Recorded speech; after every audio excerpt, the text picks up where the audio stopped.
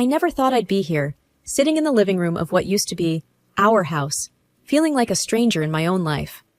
My name is Emily, and just a few months ago, I was living what I thought was a happy life with my husband, Mark. We were the couple everyone envied, or so I believed.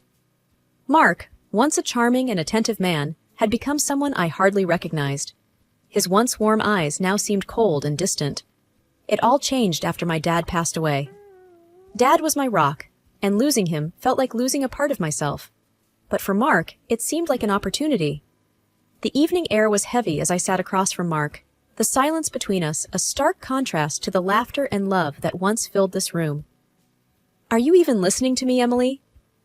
Mark's voice, sharp and impatient, broke the silence. I looked up, meeting his gaze.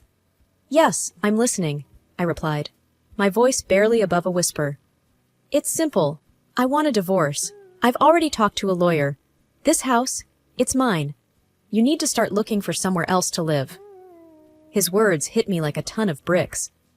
I had sensed the growing distance between us, but divorce? I was speechless. "You can't be serious, Mark. After all these years, you're just going to throw everything away?" I finally managed to say, my voice tinged with disbelief. Mark leaned back in his chair, a cold, unfazed look on his face. "It's not just throwing away, Emily. It's moving on. I've been feeling trapped in this marriage, and now, with your dad gone, I see no reason to continue this charade." I felt a mixture of anger and heartbreak. How could he be so cruel, so heartless? My father was gone, and now Mark, the man I had loved and trusted, was abandoning me too. "I don't understand you, Mark. You used to be so different, so caring. What happened to us?" Mark let out a sarcastic laugh. "Oh, please. Spare me the drama, Emily. You should start packing. The sooner you're out, the better." I sat there, stunned and hurt, trying to process everything. This wasn't just the end of our marriage. It was the shattering of an illusion. The illusion of a happy life that I had clung to for so long. And now I was alone, with nothing but memories of a love that turned out to be nothing but a facade. My life, already hanging by a thread, spiraled further into chaos with the arrival of Mrs. Harwood, Mark's mother. She moved in unannounced, bringing with her an air of hostility that choked the already tense atmosphere of the house. "Emily, I expect you to behave appropriately while I'm here," Mrs. Harwood declared, her voice sharp as she settled into the living room, making it clear that she considered herself in charge. I tried to reason with her. "Mrs. Harwood, I understand this is a difficult time for everyone, but I assure you, I have no intention of causing trouble." She fixed me with a cold stare. "Trouble seems to follow you, dear. I've seen how you and Mark have been living. It's no wonder my son wants a divorce." Her words cut deep, but I wasn't about to let her walk over me. "Mark and I are adults. We'll handle our matters ourselves. Your interference isn't needed." She scoffed. "Interference? I'm protecting my son from your manipulative ways. You've done enough damage already." The days that followed were a blur of constant snide remarks and belittling comments from Mrs. Harwood. She criticized everything from the way I dressed to the way I cooked. It felt like she was trying to erase my presence from the house. One evening, as I was preparing dinner, she came into the kitchen. "You're using too much salt. Don't you know anything about cooking?" I clenched my jaw, trying to keep my cool. "I've been cooking for myself and Mark for years. He's never complained." "Well, he's too kind to say anything, but I'm not. You're ruining his health with your terrible cooking." I couldn't believe the audacity of this woman. "Mrs. Harwood, I appreciate your concern, but I can manage." She leaned against the counter, watching me like a hawk. "You can manage, can you? We'll see how long that lasts." Every interaction with her was an exercise in restraint. She had an opinion on everything and wasn't afraid to voice it, loudly and often. It was like she was trying to provoke me, to push me to my breaking point. Mark, for his part, did nothing to ease the tension. He avoided being in the same room with us, leaving me to fend for myself against his mother's relentless attacks. It was clear he had no intention of standing up for me, not anymore. One morning, as I sat at the breakfast table, Mrs. Harwood sat across from me, her eyes cold and calculating. You know, Emily, it's not too late to leave gracefully. You could save yourself a lot of trouble. I met her gaze, my resolve hardening. I have as much right to be here as you do, Mrs. Harwood. I'm not leaving until the divorce is finalized. She smirked. Stubborn, aren't you? Well, we'll see how long that lasts. Mark doesn't want you here, and neither do I. You're just a guest, and guests can be asked to leave. Her words echoed in my head, a constant reminder of the unwelcome and precarious position I found myself in. But I wasn't about to give up. I had to stand my ground, no matter how difficult Mrs. Harwood made it. The house had become a battleground, and I was determined not to be the one who surrendered. Living with Mrs. Harwood under the same roof was like walking on eggshells. But the day she crossed the line was when she targeted my cat, Whiskers. Whiskers was more than just a pet. He was a part of my world, a comfort in my loneliest times. I came home to find Mrs. Harwood standing in the hallway, a look of disgust on her face as she glared at Whiskers. That filthy animal, she spat. I want it out of my son's house. It's either the cat or you, Emily. I felt a surge of anger. Whiskers isn't going anywhere. He's part of this family. She sneered. That thing is a nuisance. I won't have it shedding and spreading germs all over. I couldn't believe what I was hearing.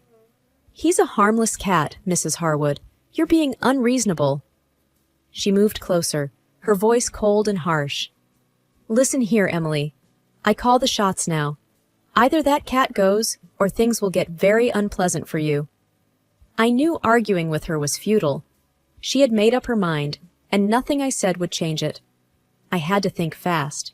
That's when I remembered my friend Sarah, an animal lover who had always adored Whiskers. I called Sarah, my voice shaky. Sarah, I need a huge favor. Can you look after Whiskers for a while? I'm in a bit of a situation here. Sarah was quick to respond. Of course, Emily. What's going on? Are you okay? I sighed. It's a long story. I'll explain later. But thank you. You're a lifesaver. Packing Whiskers' things felt like a defeat, but I knew it was for the best. As I was about to leave with Whiskers, Mrs. Harwood blocked my path. Finally, some sense, she said, a smug smile on her face. I knew you'd do the right thing. I held back my anger. This isn't over, Mrs. Harwood. I'm doing this for Whiskers, not for you. She laughed. Oh, keep telling yourself that, dear, but we both know who's in charge here. One day, I found my clothes ruined. My favorite dress, my comfy sweaters, everything was bleached. It was no accident. I stormed into the living room where Mrs. Harwood was reading a magazine, looking too innocent. Did you do this?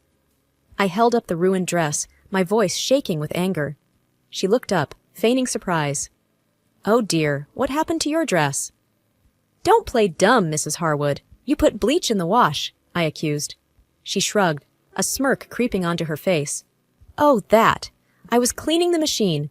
Must have forgotten to rinse it out. Accidents happen, dear. I was fuming. This wasn't an accident. You did this on purpose. She leaned back, her eyes gleaming with satisfaction. Prove it, Emily. It's my word against yours, and we both know who my son will believe. I felt helpless and defeated.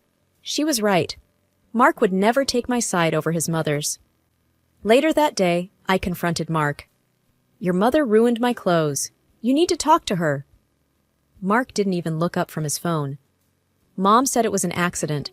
Stop making a big deal out of everything. I couldn't believe his indifference. She's doing this on purpose, Mark. Can't you see what she's doing? He sighed, annoyed. Look, Emily, I don't want to get involved. Just stay out of her way. Stay out of her way? This was supposed to be my home, too. I realized then that I was alone in this. Mark wouldn't help me. His mother was out to get me, and I had to fend for myself. The destruction of my clothes was just the beginning of Mrs. Harwood's campaign against me. Each day brought a new challenge, a new way for her to assert her dominance and make me feel unwelcome in my own home. I started to notice little things missing or out of place. My favorite mug cracked, my pictures taken down from the walls, small but personal attacks. It was a psychological game, and she was playing to win. One evening, I came home to find the living room in a mess. My books were scattered on the floor, pages torn.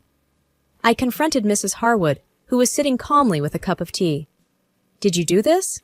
I asked, holding up a torn book. She glanced at it, then back at me, with a cold, indifferent expression. "Oh, those old things? I thought they were trash. You should be more careful about what you leave around." I was outraged. "These are my books, Mrs. Harwood. You have no right to touch them." She shrugged, unfazed. "This is my son's house. I'll do as I please. Maybe you should start packing your trash." I felt a burning anger, but also a sense of helplessness.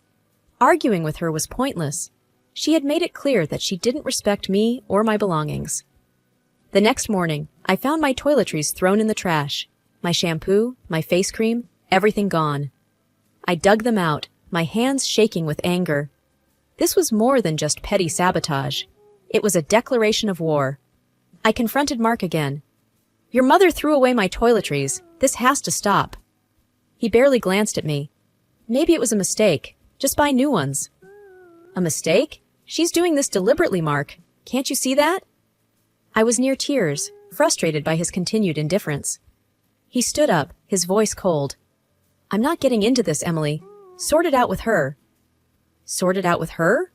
How was I supposed to sort out deliberate cruelty? I tried to keep to myself, to avoid Mrs. Harwood, but she seemed to take my avoidance as a challenge. She'd make loud, snide comments about me on the phone, ensuring I could hear every word. She'd accidentally spill things on the floor I'd just cleaned, watch me as I cleaned up, a satisfied smirk on her face. One afternoon, I found my laptop screen cracked. It was the last straw. I stormed into the kitchen, where Mrs. Harwood was humming to herself. "What did you do to my laptop?" I demanded, my voice shaking with rage. She turned, feigning ignorance. "Oh, did something happen to your laptop? That's unfortunate." "You did this, didn't you? You're trying to make my life hell." She leaned in, her voice a venomous whisper. "You brought this on yourself, Emily. You're not wanted here. The sooner you realize that, the better." Just when I thought things couldn't get worse with Mrs. Harwood, she struck where it hurt the most. My father's pictures, the last memories I had of him, were gone. I had put them up in the living room, a small comfort in these trying times.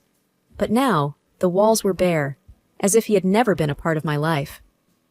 I found Mrs. Harwood in the kitchen, smirking over a cup of coffee.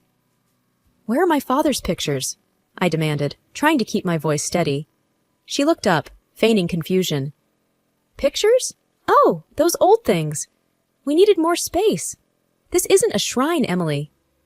I felt a surge of anger, my hands trembling. "Those were my father's pictures. You had no right to take them down." She shrugged, her voice cold and dismissive. "They were depressing, always staring at us. It's time to move on, Emily. He's gone, and clinging to the past won't change that." I couldn't believe her cruelty. "You can't just erase him from my life.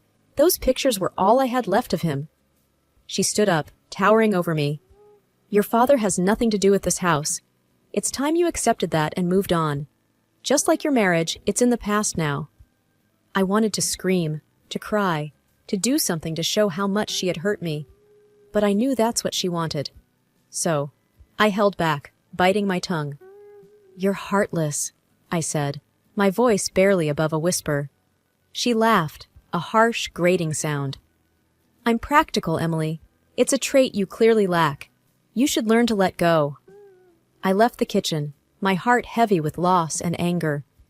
Mrs. Harwood had taken the last piece of my father from me, and it felt like losing him all over again.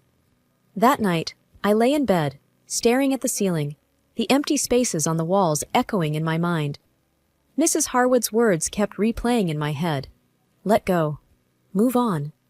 But how could I? Those pictures were more than just images. They were a connection to my father, a reminder of his love and presence in my life. I knew then that this was more than just a battle over living space. It was a fight for my memories, my past, and my identity. Mrs. Harwood had declared war on the most personal parts of my life, and I couldn't let her win. I had to find a way to fight back, to reclaim my father's memory and my right to mourn him. It was a battle I couldn't afford to lose. Just when I thought all hope was lost, a call from a notary changed everything. I was sitting in my room, trying to muster the strength to face another day with Mrs. Harwood, when my phone rang. Mrs. Emily Harwood? This is John Carter, the notary handling your father's will. We need you to come in to discuss some important matters.